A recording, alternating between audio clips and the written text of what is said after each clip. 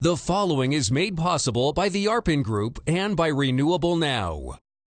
The International Society of Sustainability Professionals presents ISSP Profiles in Excellence, where leaders in sustainability share their experience so that others may learn. In this edition, we feature Jeffrey Hollender of Sustain. My name is Jeffrey Hollender. I am the co-founder and former CEO of Seventh Generation, and now the founder and CEO of Sustain Condoms.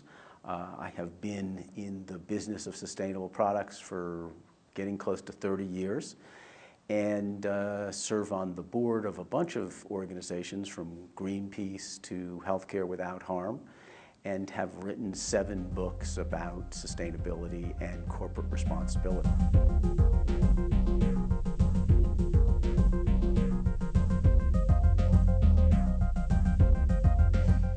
So I think what I'm most proud of is probably 2 things. One, our focus on incorporating social issues into our sustainability focus.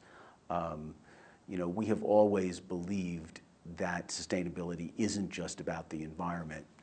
And so in many respects, we've done some groundbreaking things when it comes to the social aspects of sustainability. One of them is around salary caps. Seventh Generation had a salary cap from the lowest to the highest paid person of 17 to 1. At Sustain, the salary cap is 10 to 1. And we think that corporate CEO compensation is way out of whack. It's not sustainable, it's not good for business, and it leads to bad environmental decisions as well. Similarly, we are strong advocates of employee ownership and think that companies where the employees are owners take much better responsibility for the business as well as the environment. So that's one aspect of which we've been proud. The other thing is we, at all the companies I have run, believed on a systems approach to thinking about sustainability and have gone to great lengths to teach our employees systems thinking. So when they think about the way they need to make decisions, they look at things from a very different perspective. Often people look at things in a highly compartmentalized way, whether it's sales versus marketing versus product development, or it's climate change versus water pollution or air pollution. And in order to address sustainability challenges, we need to look at the interrelationship and interconnection of all these issues. And we as a company have tried to pioneer that.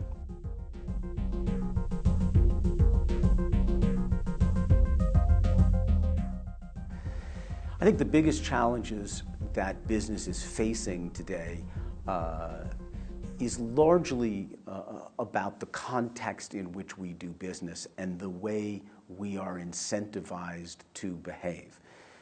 So, for example, because we don't have full cost accounting, we are in some ways incentivized to make very bad sustainability discussions because we can externalize those sustainability costs.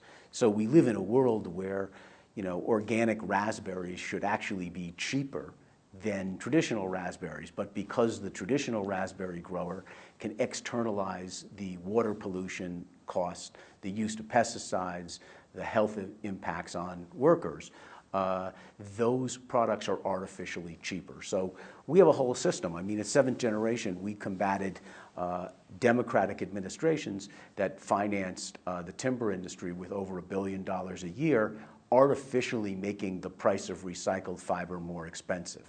So I'm very concerned about the economic framework in which we do business, which leads and encourages bad sustainability decisions.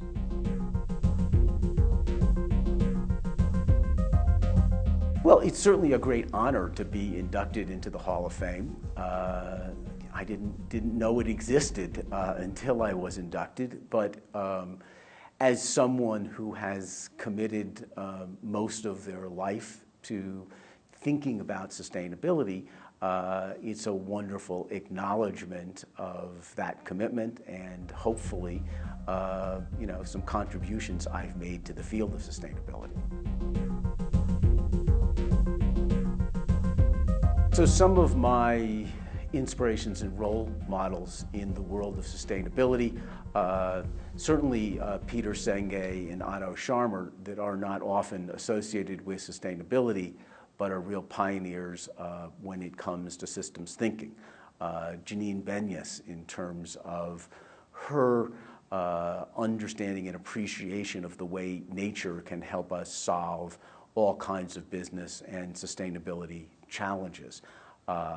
Carol Sanford, who is a more recent voice, was one of my greatest teachers at Seventh Generation. We worked with her for over 3 years. And there's a lot of people, even though I dropped out of college, I have been a lifelong learner. There's almost no time that I'm not reading a book. But the last person I would mention is Herman Daly. So when we think about how to reframe economics and how that reframing of economics can benefit sustainability, he was really the father of a whole new economic discipline. Visit sustainabilityprofessional.org for more about profiles in sustainability excellence and other exciting programs from ISSP, the world's leading professional association of sustainability practitioners.